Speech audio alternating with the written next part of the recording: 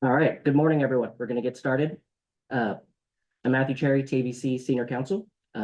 We have 4 agenda items up today. These are draft rules trying to implement some of the changes made by the legislature from this past regular session. But just as a reminder, these are initial drafts to receive feedback from industry. These have not been proposed to the commission yet. We do intend to propose these drafts at next month's commission meeting.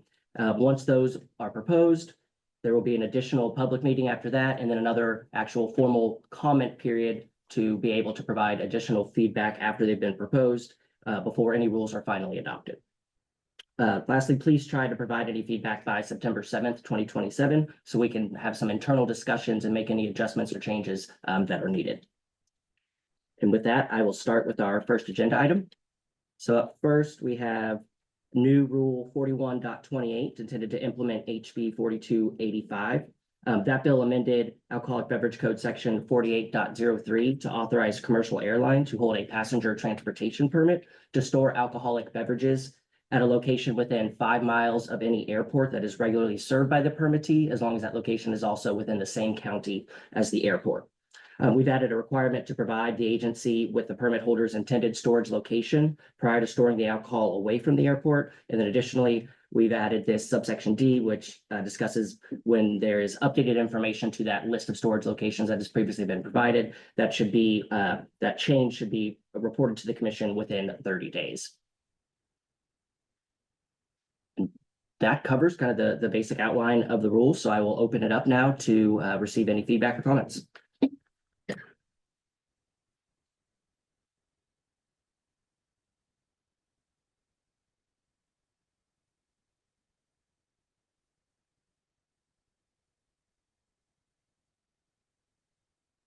I'm not seeing anyone's hand raised. I'll also add, once we get through all 4 agenda items, if there's anything else that you want to comment, even if it's one of the first couple of items, there's still opportunity at the end of the meeting to provide your feedback.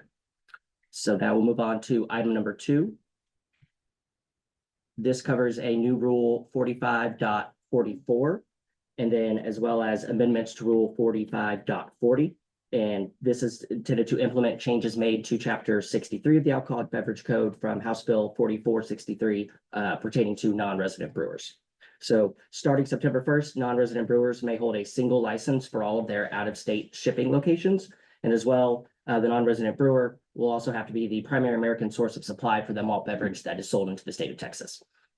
So I'll start out with 45.44. This is a brand new rule. Subsection A just covers that this section is implementing Alcoholic Beverage Code sections 63.01 subsection B and 63.06. And then in subsection B, we just have a general standard that stated a person may not import or cause to be imported malt beverages into the state unless that person has first obtained a non-resident brewer's license issued by the commission. And then we have 3 exceptions to this general standard right here. So first off, the subsection does not apply to malt beverages that are imported by a person in accordance with Alcoholic Beverage Code sections 107.07 or 107.11. Those are the 2 statutes that authorize personal transportation of alcoholic beverages into the state.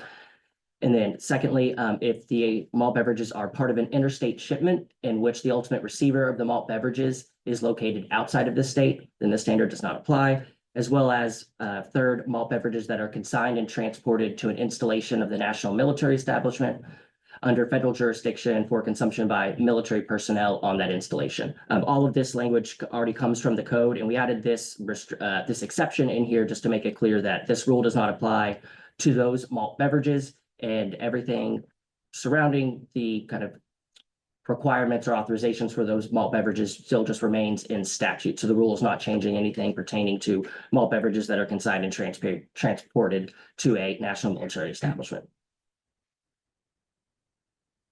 And then next we have subsection C, which states that the holder of a non-resident brewer's license may not import or cause to be imported malt beverages into the state unless that non-resident brewer has first registered the malt beverages with the commission in accordance with Alcoholic Beverage Code section 101.67. This doesn't change anything at all. That is the general standard even before the regular session. In order to bring malt beverages into the 3-tier system into Texas, they first have to be registered with the commission.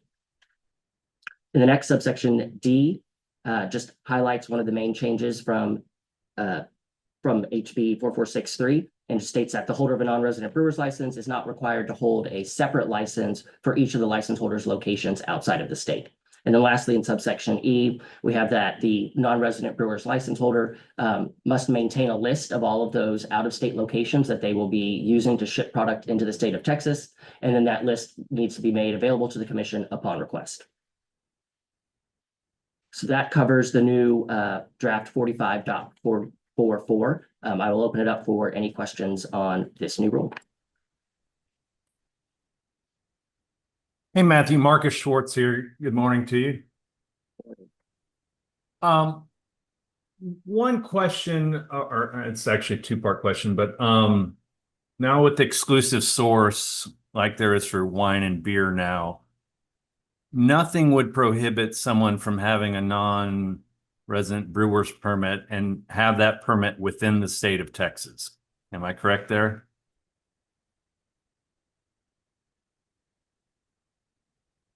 That is something I think we need to go back. I want to look at some of the text in the actual code. Because I can't at the moment envision a scenario where that would come up, because then that non-resident brewer, if it's going to be a location in the state, they would be able to hold just a normal brewer's license because it's an in-state location. But I will jot that down, and that's something that we can discuss. Okay, perfect. Yeah, just reach out to me because depending upon the answer, I may have a follow-up question on that. Okay. The only other thing I'd note, Matthew, is on D, you're not required to hold a separate license at each of the holders' locations outside of the state. You know, a lot of people still contract brew, so it may be worth adding or other locations outside of the state where they conduct brewing services, something along those lines, to follow the statute, right? Because I don't think you're meaning for them to still need licenses at someone else's location where they're just having their stuff made. Follow me?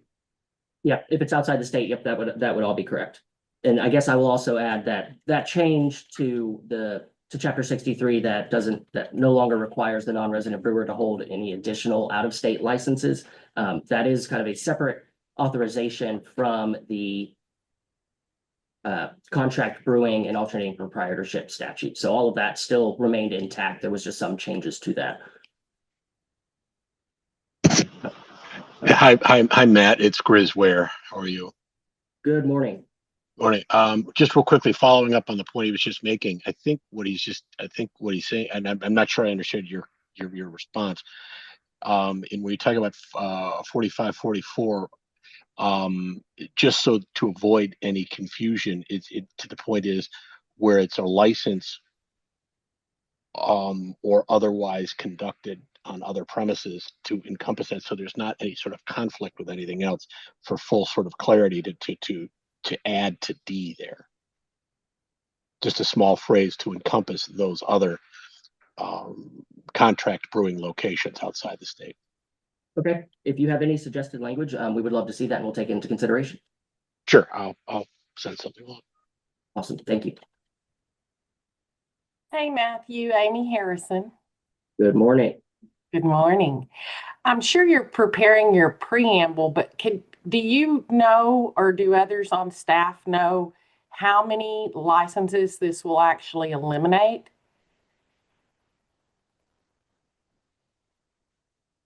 I do not know that number off the top of my head. I mean, obviously the agency is able to have an estimate of that. You know, we don't know exactly what every current license holder is going to do.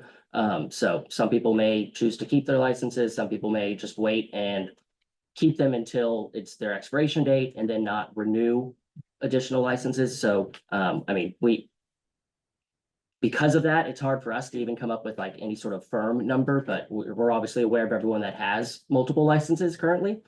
So we could extrapolate from that, but because we don't know exactly what every license holder would choose to do, there's just no way for us to have an exact number.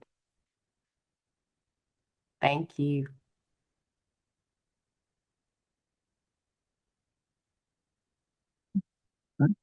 Any other feedback on the new 45.44? All right, we'll move on. So next, we made some amendments to Rule 45.40, which this rule covers the process to apply for product registration for malt beverages. So subsections A, B, C, and D all remain the same. And then what we've now added in is subsection E, and this is really focusing on the new requirement that the non-resident brewer be the primary American source of supply for the malt beverage. So we've added subsection E. It says, in addition to the requirements in subsection D, an application submitted by or on behalf of a non-resident brewer shall also include one, a sworn statement that the non-resident brewer is the primary American source of supply as defined in Alcoholic Beverage Code, section 63.06, subsection C. And then two, if the applicant is not listed on the COLA, a written authorization sworn to by the COLA holder appointing the applicant as the exclusive agent or the primary American source of supply for the malt beverages for Texas.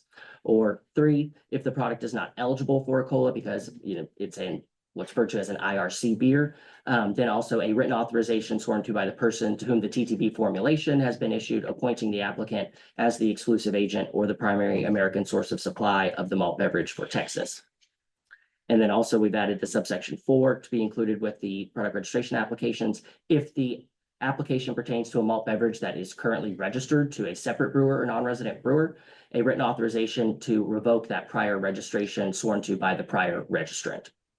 So I will say that this whole area, this is our first stab at it. And what we're really looking at is trying to take what is already being supplied by applicants in subsection D and looked at those exact type of documents to see, okay, if we're already getting that, then what someone's going to be the primary American source of supply. If they are someone that is not already listed or the entity that would normally have been providing those otherwise already required documents, then we looked at, okay, well, who would be the one that could give that authorization? And the concern here is just because one, malt beverages are unique. They're not the same as distilled spirits and wine, even though on that side of the three-tier system, you do have primary American source of supply. Malt beverages, they work differently and they are tied to territorial agreements. So our intent here was really to have some sort of process where someone doesn't just automatically get to register a brand, one that could have already been registered by someone else. And then, or two, just to make sure that if someone is registering it, we're getting some sort of authorization from the actual brewer that they have either appointed the applicant as the primary American source of supply or their exclusive agent for Texas. I think everyone out there, since this is, what y'all do on a daily basis, outside of us as the regulator, y'all will best know what all scenarios may come up with this. So we would definitely like some feedback on here to see if the process that we've lined out right now, if it doesn't work or if there's any gaps in there to cover certain scenarios that just we couldn't think of at the moment. And so with that, I will open the floor for feedback on the amendments to Rule 45.40. Matt, it's Grisware. Yep. Do you want suggested sort of or discussion on this? I guess when I look at section 1, and that's when kind of we just discussed what that was sort of originally contemplated, that you would make a sworn statement. Doesn't that sort of obviate the need for 2, 3?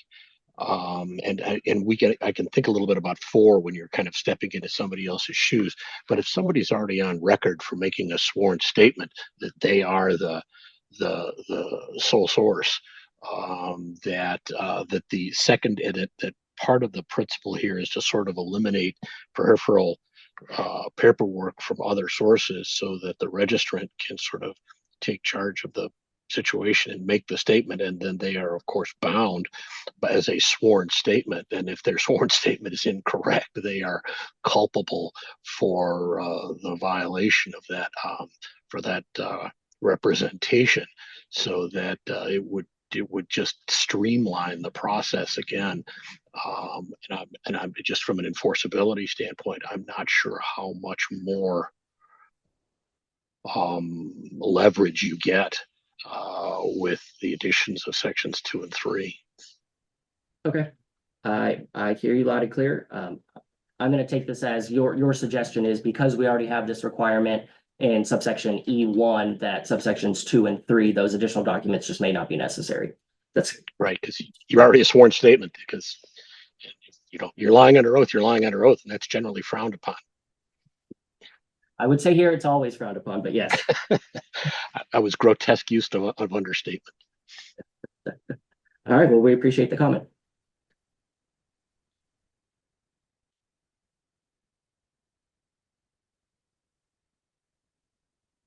Any other comments on amended Rule 45.40? I don't see anyone's hands up. All right, we're gonna move on to item 3.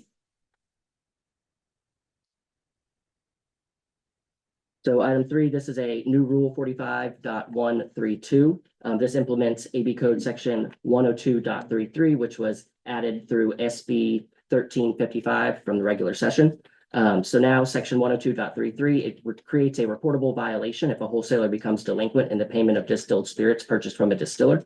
And the rule sets forth a process for reporting those delinquent wholesalers. So I'll just go through the whole thing. Subsection A is just an implementation section letting you know that the entire rule stems from AB Code section 102.33. And then subsection B, we just have an affirmative statement that the administrative violation under AB Code section 102.33 does not occur until the holder of the wholesaler's permit becomes delinquent under section 102.33 subsection C.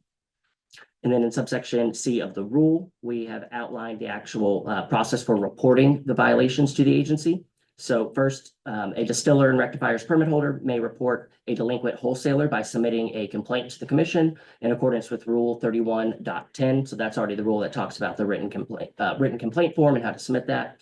And then in subsection C2, we outline what types of information must be supplied along with that complaint. So a complaint that alleges a delinquent payment under the Alcoholic Beverage Code, one, must be made in writing. And then secondly, it must include the following list of supporting documentation and or information. So first is the name and permit numbers of the involved permit holders, a copy of the invoice that's already required in Alcoholic Beverage Code section 102.33 subsection A that applies to the alleged delinquent payment. Third, sufficient evidence showing proof of the wholesaler's order, the date of delivery, and the payment terms that were agreed to by both parties. And then also fourth D, proof that a demand for payment was sent to the wholesaler in accordance with those agreed payment terms. And the next in subsection 3 here, we have the commission will not take action on a complaint that alleges a delinquent payment under AB Code section 102.33 unless the permittees have entered into a written contract or agreement that clearly sets forth the terms of payment, which should include the following. First, the number of days from which payment is due after the delivery of liquor purchased by the wholesaler. Secondly, the number of days from which payment is due after the wholesaler receives a demand for payment in the event the wholesaler fails to remit payment by the initial due date. And then, sorry, those are the two main terms that must be in that written agreement in order for it to be actionable by the agency. And I will say that those are the terms that align with Alcoholic Beverage Code section 102.33 subsection C that states when the wholesaler actually becomes delinquent under the code. And so just to kind of reiterate that, the delinquency under the code in order to be a reportable violation doesn't occur just if that first payment due date was missed. There actually has to be a missed payment due date, a demand for payment, and then after that demand for payment, a failure to remit payment in accordance with the agreed terms.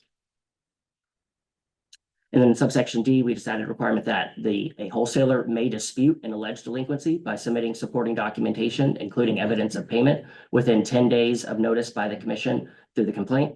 And then subsection E, we have a timeline to report the violations, and alleged violations shall be reported to the commission within 30 days from the date a wholesaler becomes delinquent under AB Code section 102.33C. And then a statement that violations reported to the commission after 30 days from the delinquency are not actionable. So I will say, and just a reminder, this is just a first draft. I imagine we may get some feedback on those timelines that are in subsections D and E. So if anyone feels that those are not enough number of days, we would like to hear that, and then we'll take that into account before we actually propose anything to the commission. Matt, it's Grizz again. Can you scroll back up to C? I can't see it. Yes, sir. Thank you. Where it says, it was the one right above you just had there where it talked about where you outline the basis for the reporting violation, then scroll down again. I'm sorry, I can't see that. It was just up from where you just were. Reporting violations. No, and then I'm sorry, I don't have it down. Keep scrolling down then. Not a problem. I guess it's right above where it says the section above a wholesaler may dispute. Okay. It talks about the commission will not take action unless the permittee have entered into a written contract with their clearly says for the terms of payment. Okay. So if they're assuming there is a payment, And then if there is a demand, does it, it said from agreement, and then, but we're assuming if there's a demand, that's to say would be something beyond the agreement. And so it said from the agreement. So if somebody's already outside the payment terms, let me take a look at this. I'm just looking at it first time so far. Yeah, no, I understand. I think I understand where you're going. So this comes directly from the statutory text. So under 102.33, that subsection C that talks about the delinquency, it actually references that the delinquency does not occur until there has been a demand for payment, and then payment has been failed to be remitted after that demand is made. So what we've done Okay. here is just state that in order for that complaint to be actionable by TABC, within that written agreement that's setting forth the payment terms, that there does need to be some sort of terms that talk about. Gotcha. Okay, now I'm clear on where you're going. Understood. I was thinking about a subsequent agreement as to the payment terms, and No. as you well know, in sometimes in those situations, a subsequent agreement is not possible. And if you set forth a reasonable time frame to make the payment, and it doesn't happen, it should still probably be actionable. Understood. The only other thing that I will also add, just to make it clear, under this rule and under that new section in the Alcoholic Beverage Code 102.33, it does not require that you have written agreement setting forth all the payment terms. So if the wholesaler and the distiller don't want to enter into that, you can operate how you're currently and normally operating. All that means, though, is if you don't have that written agreement, TABC is not going to be able to take any action. So that does still leave, some flexibility for operations depending on your relationship between a wholesaler and a distiller. And then I'll just add that lastly, we added an amendment to Rule 34.10. This is a new subsection H. And this just refers to the sanctions for the regulatory violations. So what this states is that wholesalers who violate Alcoholic Beverage Code 102.33 will be assessed a base penalty of $250 that is shown in the figure below. But that $250 sanction may be augmented or discounted depending on any and all of the relevant facts and the circumstances, specifically to include the list of factors that are contained in Alcoholic Beverage Code 102.33 subsection D. And if you go and take a look at that provision in the code, it does list just a number of items that the agency may look at and take into account when assessing a penalty. So all this is doing here is just stating that the baseline penalty will start at $250, then we'll look at all the circumstances, look at the factors that are listed in the statute, and then potentially adjust that $250 fine accordingly. All right, and that covers both of the amendments for item number 3. I will just make sure, does anyone else have any comments they want to provide on these two rules? Yeah, Matthew Marcus Schwartz here. Yep. I have clients on both sides of this, and one thing I've heard from both is all these contracts have cure periods, including for payment. And for instance, there's deadlines for reporting delinquencies. Let's say the payment is, I'm just making these numbers up. Payment is due in 30 days, right? But then there's a 30-day cure period, right? When do they need to file? When does the distillery need to file the report with you guys? Would it be at the end of the 30 days or would it be at the end of the cure period? If I understand you correctly, it sounds like it would be at the end of the cure period. I mean, I think some of that is dependent upon the actual terms of that agreement that the wholesaler and the distiller enter into. But what this 30-day period is supposed to be trying to set forth is it's 30 days after that actual delinquency occurs under 102.33 subsection C, which under that statute, the delinquency does not occur until one, there's been a missed initial payment due date from, I guess, the due date on the invoice. And then second, that there's also been a demand for payment. And then after that demand, there's still a failure to remit payment. And it sounds like what you're talking about is that cure period still is at that last part after there's been a demand for payment. Right. So as those three things have occurred, then that delinquency sets in under the statute, and then it's 30 days from that final date. So a distillery could complain then still within the cure period. I think that would really depend on the actual language that is agreed upon. I get that, but let's say the cure period is still ongoing, right?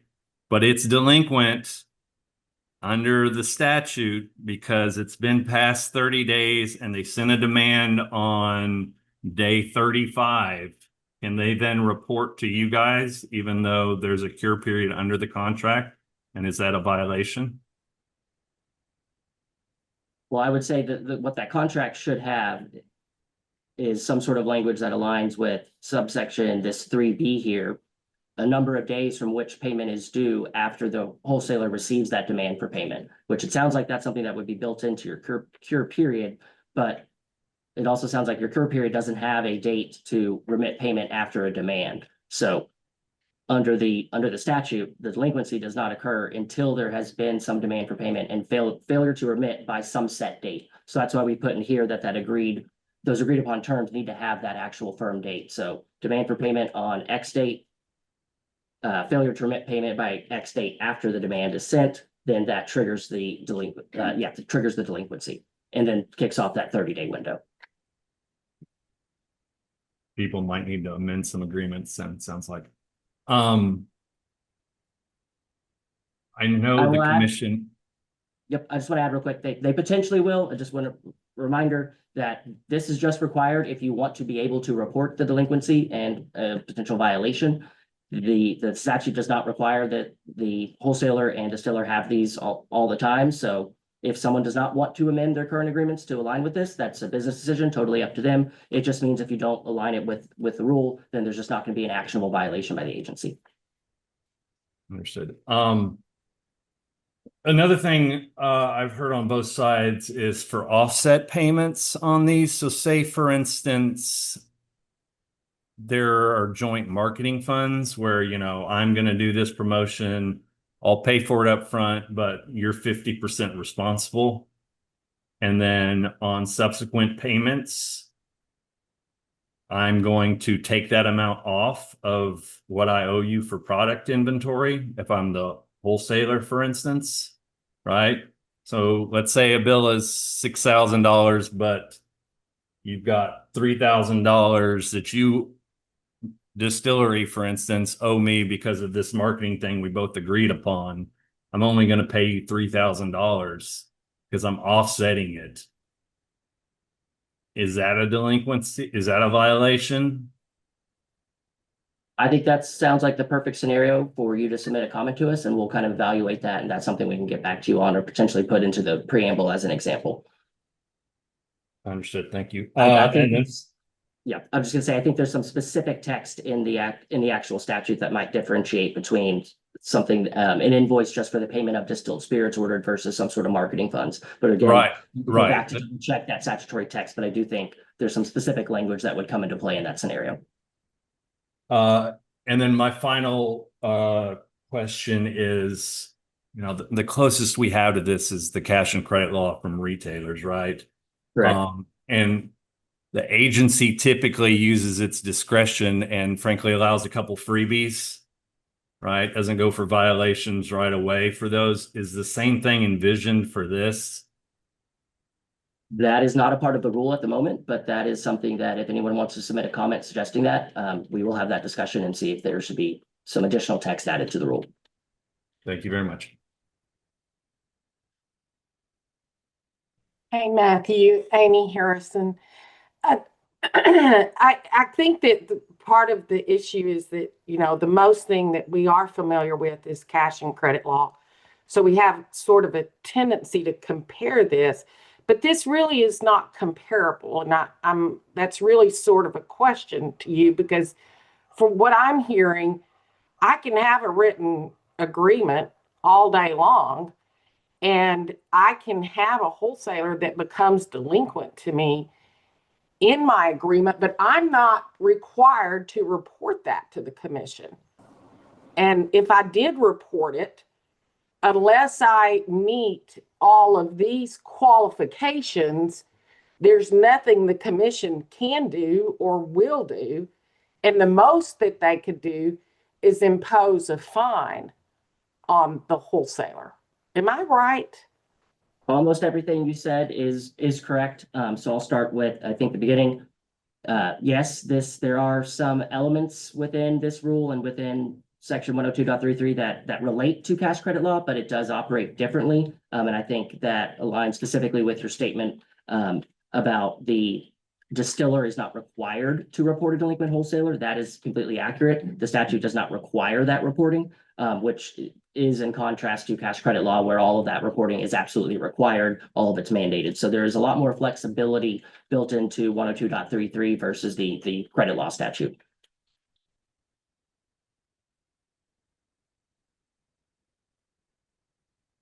And I think that responded to all your things. There might have been a third one that I missed. I just want to double check. Did that respond to everything?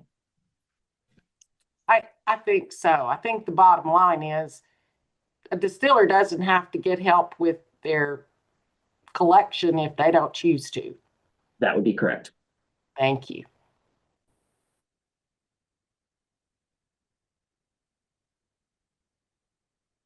All right. Any other comments, feedback for 45.132?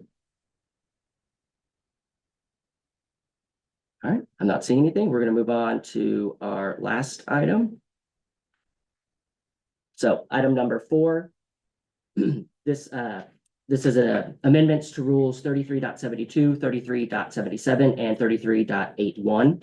So these amendments implement Senate Bill 1577 from the regular session relating to temp events by mixed beverage permit holders at certain racing facilities. So under that bill, it expanded the authorized types of events at the racing facilities. It removed the limit on the number of temporary events at the certain racing facilities.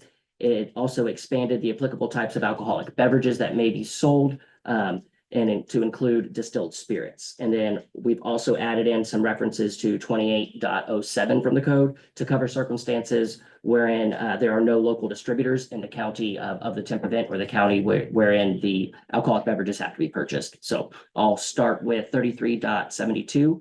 So we have one small amendment in subsection B2. All we did here was just remove the word racing, since now under SB 1577, it's not just racing events that the temp event can be conducted at. It's also a number of other events. So we just removed the term racing. And that's the only amendment we made to 33.72 and 33.77. We realized there was some inconsistency with the improper use of the term requester, should be requestor. So we just made that small change in subsections A and B. And then in subsection F, same type of change as we did in 33.72. We just removed the word racing and it's just referred to as an event. So it's just events that are already authorized under AB Code section 28.20. And then in 33.81, covering purchases of alcoholic beverages for temporary events, we added in a reference in subsection B1 that just states when the mixed beverage permit holder is purchasing their distilled spirits, they if the location is in a county that does not have any local distributors, then it could be in the nearest county as provided by Alcoholic Beverage Code 28.07. So all we did really just take that concept, just put it into the rules for the temp events for mixed beverage permit holders in the event that that event location is in a county that just doesn't have any local distributor permit holders. And then we also added an amendment to subsection D that just references except as restricted by subsections E and F for certain events. The section does not preclude a mixed beverage permit holder from transporting alcoholic beverages in stock at its primary location to a temporary event. So just as a reminder, subsection E already existed, and that is because under the code for these specific temporary events held at the certain racing facilities, the statute does require that those alcoholic beverages are purchased in the same county as that temporary event. In subsection E, we just added distilled spirits to the list of authorized classes of alcoholic beverages that may be sold. And then you have the same thing in subsection E1. It used to just say wine and malt beverages. So we just changed that to alcoholic beverages to account for the inclusion of distilled spirits. And then finally, in subsection F, this is our latest edition that references 28.07. So notwithstanding the purchase requirement in 28.20E, which again does require that the alcoholic beverages are purchased in the same county as the racing facility temporary event. And then in accordance with 28.07, if the county in which the racing facility is located does not have a local distributor, then the mixed beverage permittee may purchase distilled spirits for the event in the nearest county that has a local distributor's permit holder. And that covers the updates to 33.81, 33.77, and 33.72. So now I will open up the floor for any comments or feedback on this final agenda item.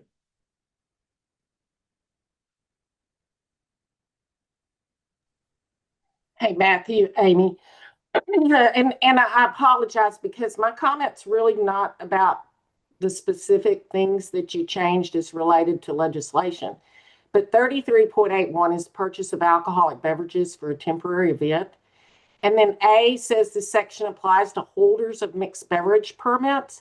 So it sort of leaves a gap into nonprofits who are obtaining temporaries and how they obtain and purchase their alcohol, because this seems to, by the first sentence, limit it to mixed beverage permit holders. And as we know, the comptroller is treating every temporary applicant as a mixed beverage permit holder and requiring them to submit the gross receipts tax, even if they're only selling beer and wine. So it's just a gap there that I think you need to be aware of. And I don't know if this is the appropriate time to address it, but it could leave someone who is a nonprofit to not really understand the purchase of their alcoholic beverages and how things relate to them, because this appears to be just to mixed beverage permit holders, if that makes Understood. sense. It does make sense, yes. And you are correct. So 33.81, this is the rule that is just specific to temp events that are being conducted by mixed beverage permit holders. There are references to other requirements for temporary events in general that would apply to nonprofits elsewhere in our rules. But I also noted down your comment, and we will take a look to see if there's anything else that should be added to maybe fill in a gap between what this rule lays out for mixed beverage permit holders versus something that might be, again, a gap for nonprofits. Well, and I just think we're all a little smarter this go around than last go around, considering what the comptroller's doing. So I appreciate it. Thank you. Understood. Thank you. All right. Any other comments, feedback on item number 4?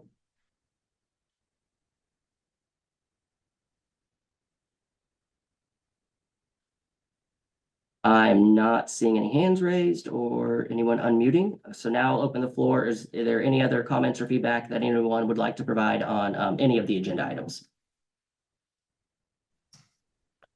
Matthew, it's Amber Hausenfluck with the Texas Distilled Spirits Association. On the rule regarding wholesalers, I also was looking at number 3 on the first page with the for the demand letters having to be included in contracts or agreements. And the reason I didn't speak up before is because I was looking up the legislative, like the actual bill, to see what it said. And I'm going to check with the author, but I don't believe it was the author's intent that the demand terms or demand letter terms have to be in the actual contracts or agreements. I do see that in the bill it says kind of comma in accordance with agreed to payments, but I think that was supposed to be with you're not allowed to send a demand letter until there's actually a delinquency that became with the contract, right? Like you actually have an agreement. But I'm going to check with him, Matthew, and I'll send that to you, because in all of the discussions that we had and in laying out the bill, I don't ever think the intent was that the actual terms for a demand letter had to be included in the contract, right? It was just that you had to have a written contract. And then in order to give wholesalers a heads up or the ability to cure it, you had to send them a demand letter, right? Not that the demand terms had to be in the contract. But I'll check with that. But that was something that I get where y'all are coming from, because I do see it in the statute, but I'm not sure that was the intent. Okay, understood. Nope, what you're saying makes sense. I understand it. I look forward to kind of seeing what you send in. Yeah. And I'll get with Parker's office just to make sure that I am understanding it as well too. Awesome. That'd be great. Thank you.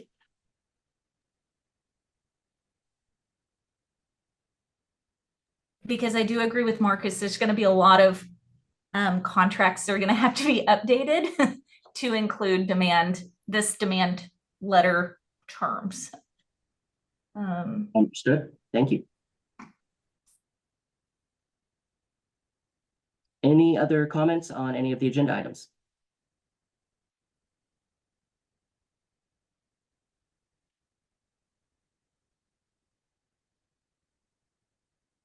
All right, I am not seeing anything, so that is going to conclude today's meeting. And just as a reminder, it's the agency's intent to propose these attached rules at the September commission meeting.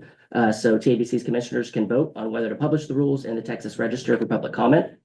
After the rules are published, depending on how the commissioners vote, they will be published in the register, and then there will be another 30-day formal comment period.